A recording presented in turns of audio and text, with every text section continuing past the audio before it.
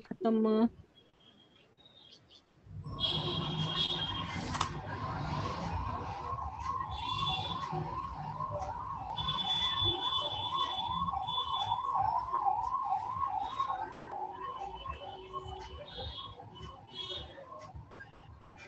Ma'am आप mute है।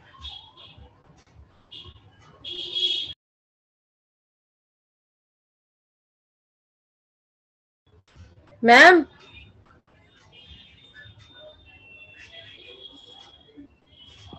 Ma'am आवाज नहीं आ रही है। वो नहीं नहीं नहीं, मैं नहीं थी यहाँ, मैं यहाँ नहीं थी, मैं लॉग आउट हो गई थी यहाँ से। चलिए 68, जैसे कि मैंने आपको विल का एग्जाम्पल लेके यहाँ पे बहुत सारी चीजें बताई। तो विल में मैंने क्या किया ना, अब वो तो मर गया, उसका क्या लेना देना है विल से, वो तो उठ कर के आएगा नहीं बोलने के लिए विल किया है नहीं किया है। लेकिन क्या उस विल को चैलेंज नहीं हो सकता है? यस, अगर उसका कोई ऐसा पर्सन है जो कहा, जो मम्मी हो सकती है, जो डैडी हो सकते हैं, they also come in class 1 years. Class 1 years होते हैं, क्लास 2 ईयर्स होते हैं। जब भी हम लोग हिंदूज में, मुस्लिम और क्रिश्चियंस में ये सब चीजें देखेंगे तो और भी क्लैरिफिकेशन आएगा कि क्लास 1 ईयर्स कौन होते हैं, क्लास 2 ईयर्स कौन होते हैं, क्लास 3 ईयर्स कौन रहते हैं। उसका एक हायरार्की रहेगा, अपन उसको बता देंगे, टेंशन लेना ना। क्लास 1 ईयर्स में अब जैसे कि मदर आ जाती है, class 1 year is the mother, is the main person. Father आ गया, अब वो दोनों के बाद बेटा हो गया, बेटे बहू, बहू के बच्चे। ठीक है, अब जैसे क्लास 1 ईयर्स में बेटा मर गया लेकिन मम्मी पापा जिंदा है, बहू ने एक विल बना ली जो कि फॉर्ज्ड है, जो कि उसके पहचान वाले लोगों से उसने विल एग्जीक्यूशन भी करा दी। विल एग्जीक्यूशन करने के लिए उसने विल को रजिस्टर्ड भी करवा लिया। Now the thing here is 68 में उस विल को चैलेंज करने के लिए जा सकते हैं क्या? क्योंकि ये रजिस्ट्रेशन एक्ट के अकॉर्डिंग विल की गई रहेगी, it is registered by law. तो उस विल को क्या उसकी मम्मी, क्या उसके पिताजी, क्या वो जाके कोर्ट में उस विल को चैलेंज कर सकते हैं या नहीं? यस मैम कर सकते हैं। हाउ? मैम जैसे कि कई बार ऐसा होता है कि उस बंदे को लिखना आता नहीं है और उसके बिल पे उसके साइन मिल जाते हैं, तो कुछ लॉ पॉइंट्स है कि जब उसे लिखना ही नहीं आता था तो उनने साइन कैसे करी, उसका हाथ डैमेज था तो उसने बिल लिखा कैसे।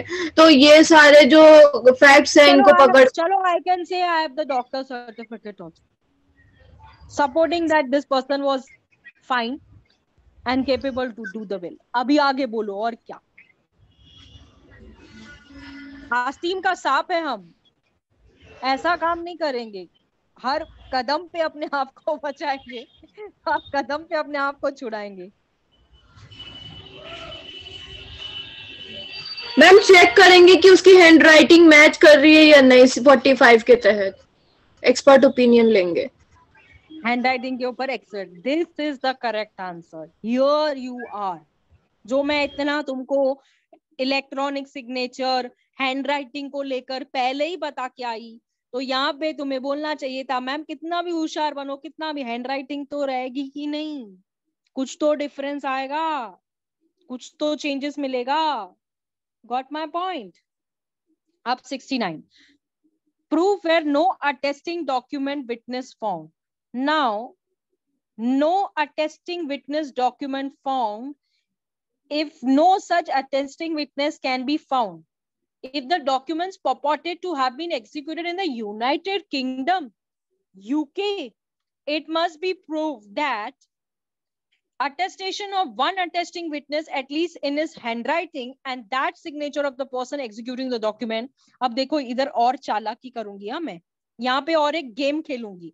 ये हैंडराइटिंग को लेकर वो तो मर गया, उसका अंगूठा क्या था, इसका क्या था, सिग्नेचर थोड़ी सेम होता है, लेकिन अटेस्टिंग वालों का सिग्नेचर सेम है और जो विटनेसेस है सबके सिग्नेचर्स मैच्ड है, वाइफ के सिग्नेचर्स मैच्ड है, समझो कुछ किधर ऐसा समझो, तो किधर ना किधर मैं उस डॉक्यूमेंट को इसके थ्रू प्रूफ करके लाऊंगी, समझे? This is a game of law. If you know this, you can make everybody dance. I want you to do that. चलिए now 70 पे आ जाओ, admission for execution of the party attested document. अब attested document की बात फिर से बताई जा रही है, ठीक है? The admission of a party to an attested document execution by himself shall be sufficient proof, ये सफिशिएंट प्रूफ है, एग्जीक्यूशन हुआ है, डॉक्यूमेंट अटेस्टेड हुआ है, बात ही खलास, जाओ बाहर में तुम।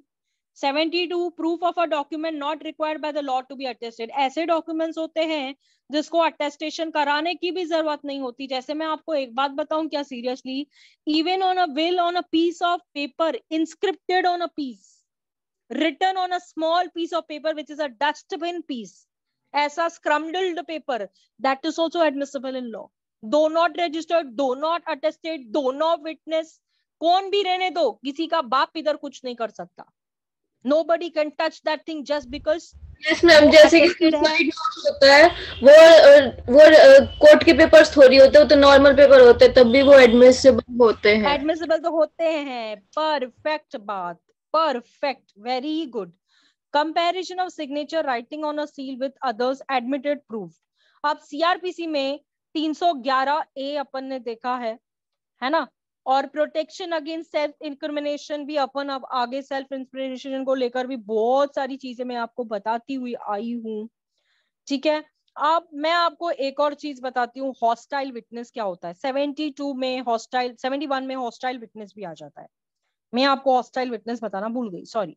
हॉस्टाइल विटनेस क्या होता है, जगह पे हॉस्टाइल हो जाता है, यानी आपके फेवर वाला विटनेस किसी सामने वाले से पैसे लेके और कोर्ट में आपके फेवर में गवाही देता है, आपके फेवर में एविडेंस देता है, यानी विक्की को भी नींद आ रही है लेकिन मुझे इसके फेवर में हॉस्टाइल विटनेस बनना पड़ेगा।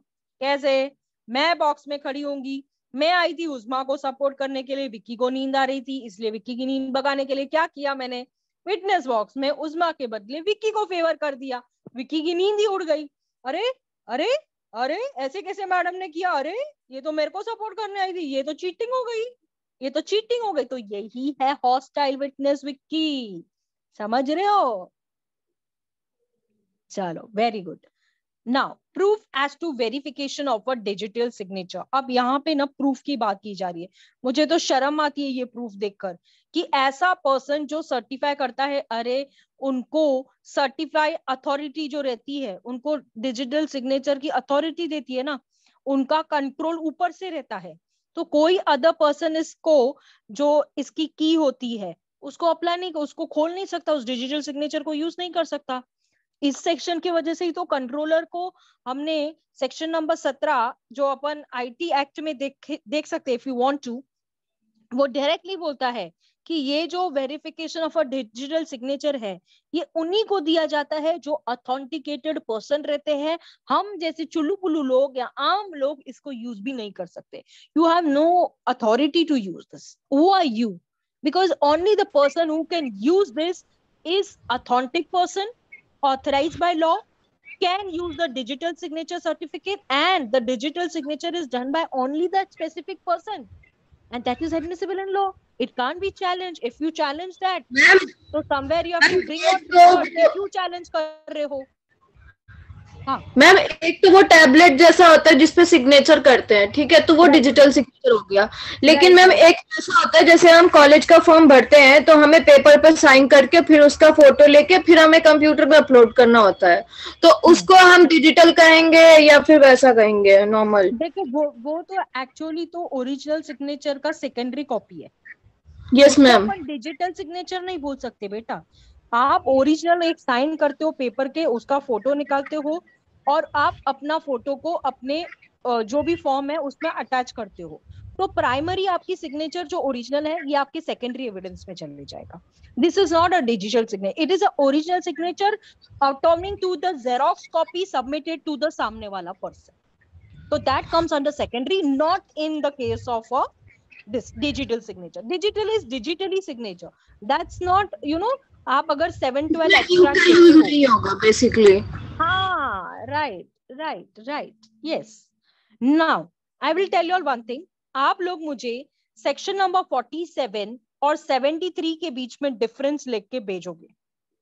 Section number 47, what is section number 47? याद नहीं आ रहा मैम, अभी तो याद था लेकिन अभी याद नहीं आ रहा, पर चलो मैं ही बता देती हूँ कि सेक्शन नंबर 47 है opinion on handwriting when relevant, और 73 बोलता है कंपैरिजन ऑफ सिग्नेचर, राइटिंग और seal with others admitted proof. तो इन दोनों के बीच में डिस्टिंग्विश बिटवीन बोल लीजिए, कंपैरिजन बोल दीजिए, डिफरेंशिएट बिटवीन बोल दीजिए, डिस्टिंग्विश बिटवीन बोल दीजिए। इसको लिख के मेरे को आप भेजेंगे whenever you all have time, I have no problem.